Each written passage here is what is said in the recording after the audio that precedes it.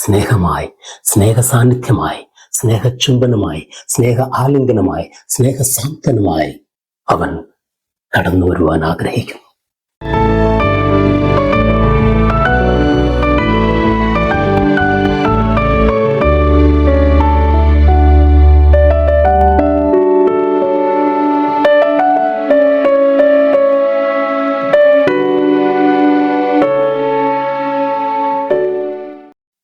സിയോൻ പുത്രി അതിയായി ആനന്ദിക്കുക, ജെറുസലേം പുത്രി ആർപ്പ് വിളിക്കുക.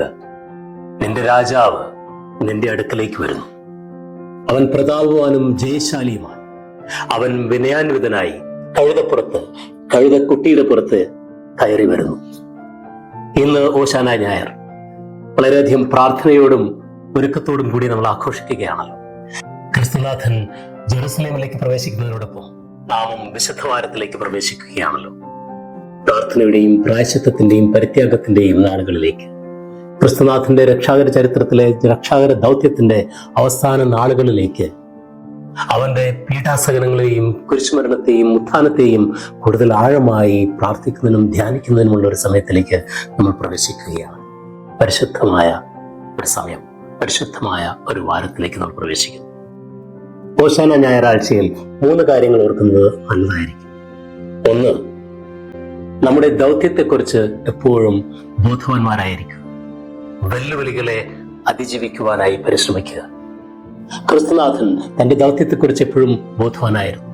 നമുക്കത് ഒത്തിരിയേറെ കാര്യങ്ങളിൽ വ്യക്തമാണ്.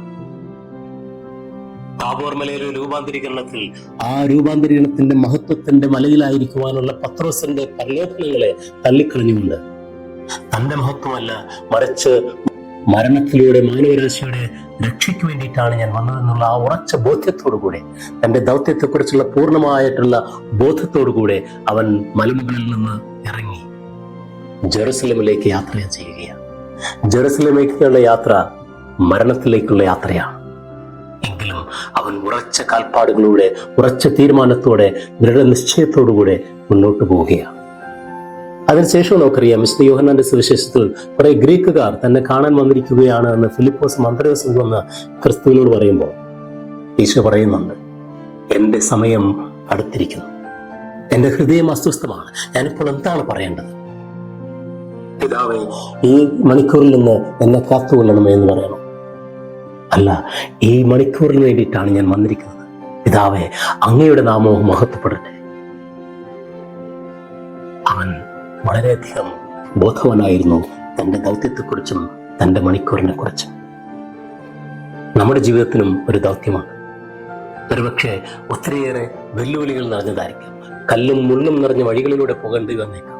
ഒത്തിരിയേറെ പീഠാസഹനങ്ങൾ സഹിക്കേണ്ടി വന്നേക്കാം. ഒരുപക്ഷെ ആ ദൗത്യം പൂർത്തീകരിക്കുക അസാധ്യമാണ് എന്ന് വരെ ഒരുപക്ഷെ നമുക്ക് തോന്നിയേക്കാം. പക്ഷേ അവിടെയൊക്കെ ഉറച്ച തീരുമാനത്തോടെ, നിശ്ചയദാർഢ്യത്തോടുകൂടെ, ഉറച്ച കാൽവയ്പോടുകൂടെ മുന്നോട്ട് പോകേണ്ട ആവശ്യകതയെക്കുറിച്ച് ക്രിസ്തുനാഥൻ നമ്മൾ പഠിപ്പിക്കുകയാണ്. രണ്ടാമതായി, ദൈവത്തിന് നിന്നെ ആവശ്യമുണ്ട് എന്നോർക്കുന്നത് നല്ലതാണ്. ജീവിതത്തിൽ ഒരുപക്ഷെ നീ വിജയിച്ചവനാകാം, പരാജയപ്പെട്ടവനാകാം, വലിയവനാവാം, ചെറിയവനാവാം, ചിലപ്പോഴൊക്കെ ഒത്തിരിയേറെ അപകർഷതാബോധത്താൽ നിറഞ്ഞവനാകാം. ഈ വലിയ ലോകത്തിൽ എന്നെ ആരും പരിഗണിക്കുന്നില്ല, ഞാൻ വളരെ ചെറിയവനാണ് എന്ന് തോന്നിയേക്കാം. എന്റെ തീരുമാനങ്ങളെല്ലാം തെറ്റായി പോയി എന്ന് തോന്നിയേക്കാം. പരാജയത്തിന്റെ പടുകുഴിയിൽ വീണ് കിടക്കുന്നവനാണ് എന്ന് തോന്നിയേക്കാം. നിരാശയുടെ പടുകുഴിയിൽ വീണ് കിടക്കുന്നവനാണ് എന്ന് തോന്നിയേക്കാം. ഈ ഗ്ലാമറിന്റെയും ഈ ബാഹ്യമായ സൗന്ദര്യത്തിന്റെയും പുറകെയുള്ള ആ ഒരു ഓട്ടത്തിൽ ഒത്തിരിയേറെ കിതച്ച് മാറി നിൽക്കുന്നവനായി തോന്നിയേക്കാം. പലരും നിന്നെ കഴുതയാണ് എന്ന് പറഞ്ഞേക്കാം. ഒരു കഴുതയാണ് ക്രിസ്തുനാഥൻ തിരഞ്ഞെടുത്തത്. എന്ത് വലിയ നിയോഗമാണ് കഴുതയ്ക്കുണ്ടായിരുന്നത്! തൻ്റെ സൃഷ്ടാവിനെ തന്നെ വഹിക്കുവാനുള്ള ഒരു നിയോഗം, ഒരു ഭാഗ്യം.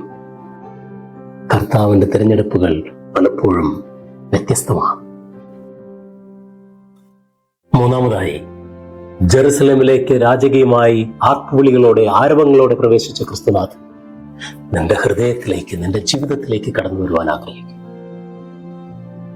നിന്റെ തകർച്ചകളിലേക്ക്, നിന്റെ തളർച്ചയിലേക്ക്, നിന്റെ ബാധ്യതകളിലേക്ക്, നിന്റെ ബന്ധനങ്ങളിലേക്ക്, പാപാവസ്ഥയിലേക്ക്, വിശ്വാസക്കുറവിലേക്ക് അവൻ കടന്നു വരുവാൻ ആഗ്രഹിക്കുന്നു. നിന്റെ ഹൃദയവയലിൽ മഴയായി, നിന്റെ ജീവിത ചൂടിൽ കുളിരായി, നിന്റെ മരവിച്ച മനസ്സിൽ താപമായി അവൻ വരുന്നു. നിന്റെ മുറിവുകളിൽ മരുന്നായി, നിന്റെ തളർച്ചയിൽ താങ്ങായി, നിന്റെ സ്നേഹബന്ധത്തിലെ വിള്ളലുകളെ കൂട്ടിയിണക്കുന്ന കണ്ണിയായി, വർണ്ണശബളമായ ഒരു കുട്ടിക്കാലം ഓർത്തെടുക്കാൻ ബുദ്ധിമുട്ടുന്ന നിന്റെ ജീവിതത്തിലേക്ക് വർണ്ണമായി, മാതാപിതാക്കളുടെയോ സഹോദരങ്ങളുടെയോ ഉറ്റവരുടെയോ സുഹൃത്തുക്കളുടെയോ സ്നേഹം ലഭിക്കാതെ സ്നേഹം എന്നത് ഒരു നുണയാണ് എന്ന് തൻ്റെ മനസ്സിനെ ബോധ്യപ്പെടുത്തുവാൻ ശ്രമിക്കുന്ന നിന്റെ ജീവിതത്തിലേക്ക് സ്നേഹമായി, സ്നേഹ സാന്നിധ്യമായി, സ്നേഹചുംബനമായി, സ്നേഹ ആലിംഗനമായി, സ്നേഹസാന്ത്വനമായി അവൻ കടന്നു വരുവാൻ ആഗ്രഹിക്കുന്നു. നിന്റെ പാപാവസ്ഥയെ കൃപയാൽ നിറയ്ക്കുവാൻ അവൻ ആഗ്രഹിക്കുന്നു. നിന്നെ തൊട്ട് സുഖപ്പെടുത്തുവാൻ, നിന്നെ അനുഗ്രഹങ്ങൾ കൊണ്ട് നിറയ്ക്കുവാൻ, നിന്നെ തന്റെ മാറോട് ചേർത്ത് പിടിക്കുവാൻ അവൻ വരുവാൻ ആഗ്രഹിക്കുന്നു. നിന്റെ ജീവിതത്തിലേക്ക് കടന്നു വരുന്ന പ്രതാപവാനും ജയശാലിയും സ്നേഹസമ്പന്നനും കരുണാമയനുമായ ക്രിസ്തുനാഥന്റെ ആ വഴിയിൽ വിരിച്ചു കൊടുക്കുവാനായിട്ട് നിന്റെ കയ്യിൽ എന്താണുള്ളത്? പാപങ്ങളാണോ? പുണ്യങ്ങളാണോ? അതെന്ത് തന്നെയായാലും അതും കടന്ന് അവൻ നിന്റെ അടുക്കിലേക്ക് വരും. കാരണം അവന് നിന്നോടുള്ള സ്നേഹം അതിനും അപ്പുറത്താണ്. അവൻ വരുന്നത് നിന്നെ ഉയർത്താനാണ്. പ്രിയ സുഹൃത്തെ, ഹൃദയം തുറക്കൂ, അവനെ സ്വീകരിക്കൂ. ആമേൻ.